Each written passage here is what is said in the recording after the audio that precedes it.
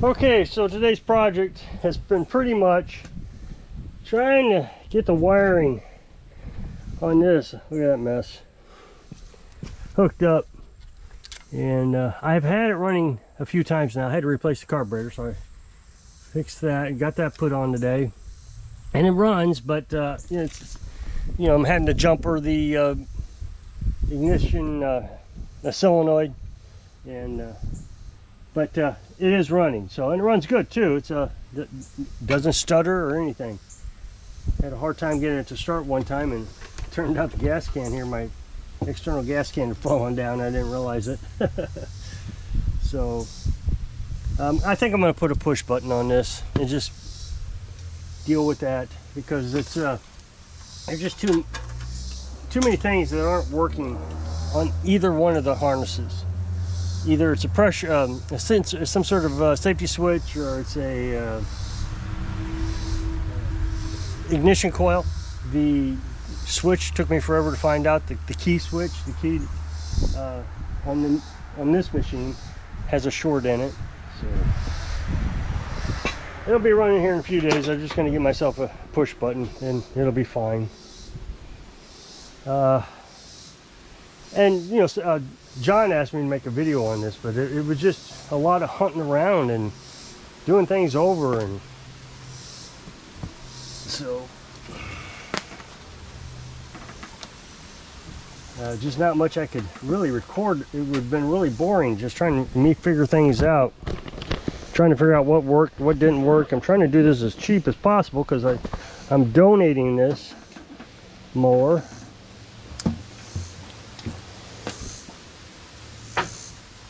And I don't want to spend a lot of money on it. It's hot. I just got done running it.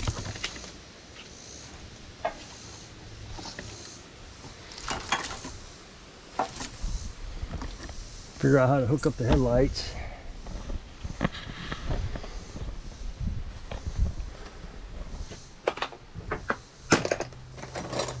Yeah. Put some of my tools away. Whew. I'm actually kind of tired after doing all that. So the only project that I got in today was this thing. And all he said he wants me to do right now is change out the carburetor or clean the carburetor or something, some carburetor thing. It's a, you pull this behind your mower or your ATV, and it gives you an extra cut. If you're doing it behind the mower, you can turn this so it's on the inside.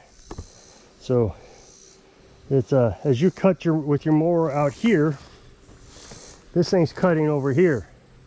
So it's like you're getting two swipes for the price of one. He says he's replaced everything on it. He bought it used, and still won't run. So we'll see how long this will take to get fixed.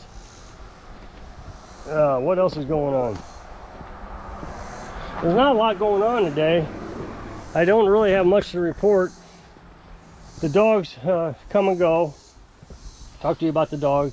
Oh no, I didn't tell you about the other dog. There's a new dog now, and it looks just like the other dog, except she is white with brown markings, whereas the other one's brown with white markings, but their faces are identical. I would imagine they're related somehow, siblings or mother-daughter. The white one is more of a dominant dog. And now we saw the white one a while back, but not for very long. So they were running together, and the white one had a little bit more weight on it than the brown one when we first saw them together. Well, then we stopped seeing the white one all together. And let's see, the brown one started coming around, but then we stopped seeing the brown one for a long time. And then of course the brown one came back. We started fattening her up. She's getting good and fat now, or getting better, getting healthier.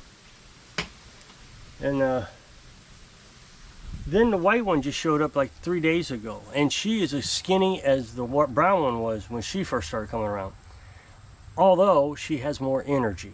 So I don't know where the energy's coming from, because when the brown one showed up, she was about dead. She could barely lift her legs. She was just about out of it. Now the white one may not be as skinny as the brown one, but she looks it. You know, it's just hard to keep in mind what's going on. So hard to say. I think we have some information on this dog that I don't know if I've shared with you. The owner passed away.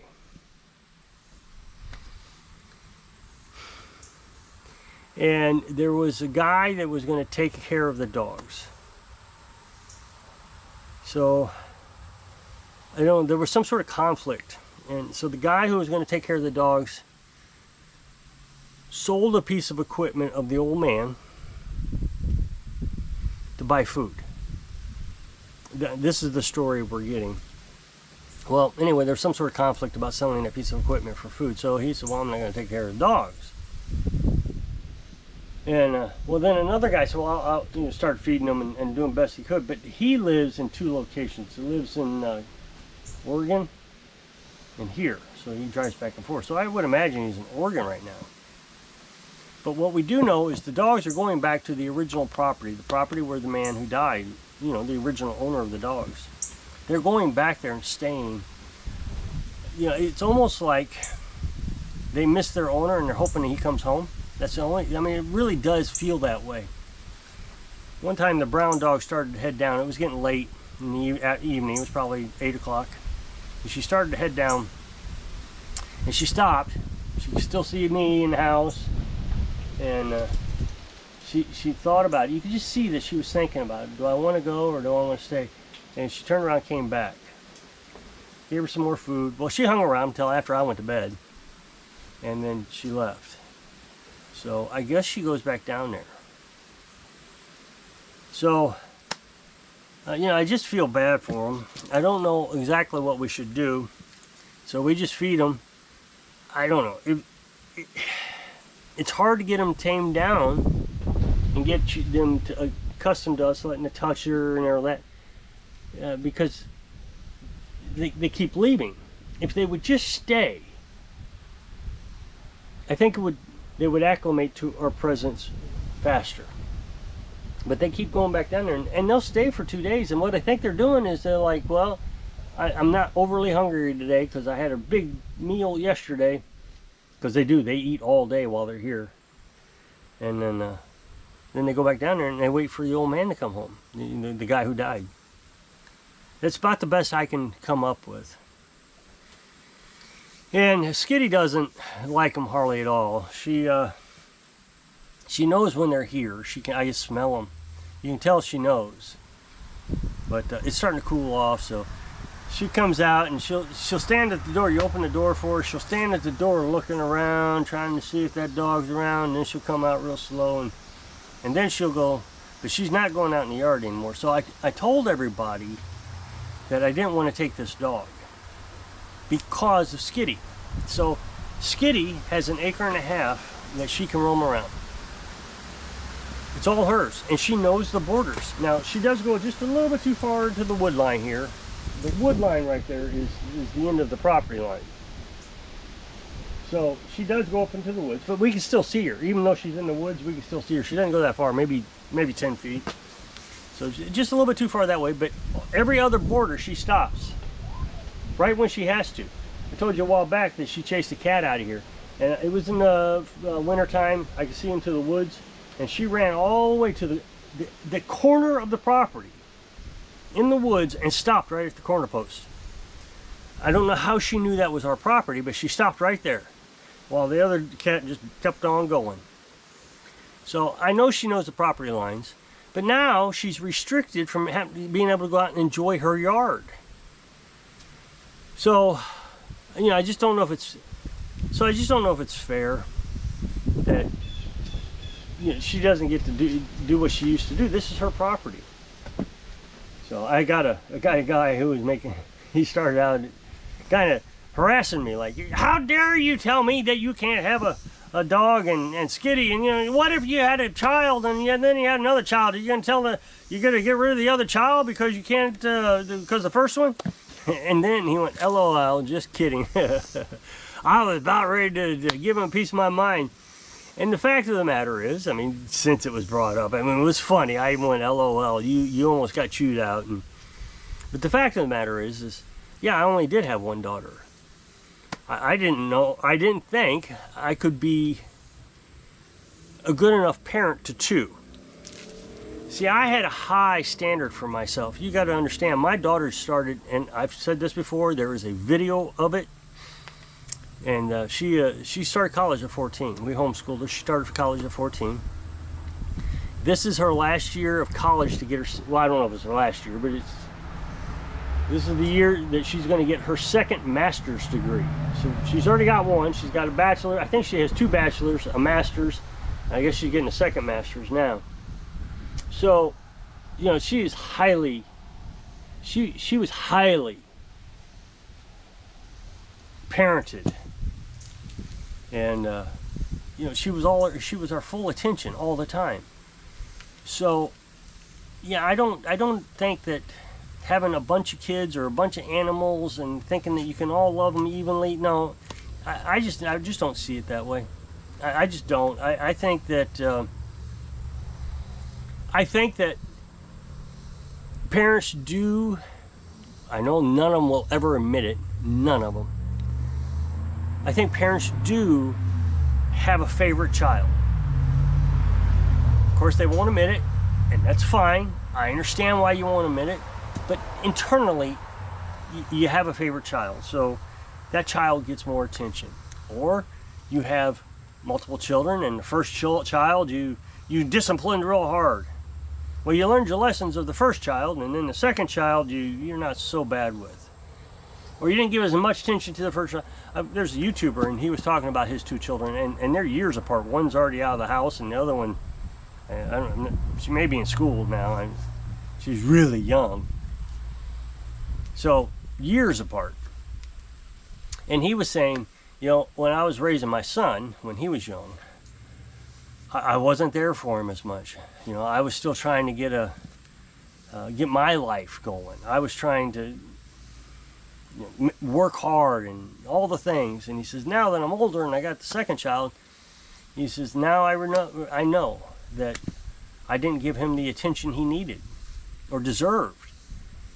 I am with the second child, and I'm very attentive and loving, and I'm always around, but I just want, and so see, now that is a point that I'm trying to make. It took him years to identify that he's a better parent to one than he is the other one. So that was because of an age gap. I mean, because, you know, he learned life lessons, but I couldn't imagine trying to put the effort into 2 children that we put into that, or 1 child. It was a lot of work putting that much effort into our daughter. So both of them would have suffered if we'd have had 2, is my point. So the same thing applies with having a cat and a dog. Both of them will suffer. We'd always have to keep them separated, and the dog's always going to get yelled at, and we're always going to try to protect the skitty, and it just wouldn't be fair to either one of them, one way or another. So now I don't think we can keep the dog. If we get her where she'll stay here, well, depending on when she gets here, when she decides to stay. If it's in the wintertime, we can't get rid of her. We'll put her in the camper on the really cold days to kind of keep her warm. But then when it's, you know, when we can find someone to adopt her, we'll get her out and adopt it. You know, we'll have to take her to a vet and spend hundreds of dollars getting her all healed up and wounds taken care of and tick medicine and, you know, whatever. So, and there is not a dog catcher in the area. They just don't come over to here. You know, I like it that the government entities around in this county leave us alone. I really do like it. But on the other hand, you know, when there's a dog that suffers, that means you have to take care of it, because they're not going to come out and take care of it. So I guess I'll jump off of here. So if you'll click this up next box, it'll take you to a video on my other channel. Really appreciate it. Go check it out. So if I can inspire you, set your priorities. Sing, live your dreams. Thanks for watching.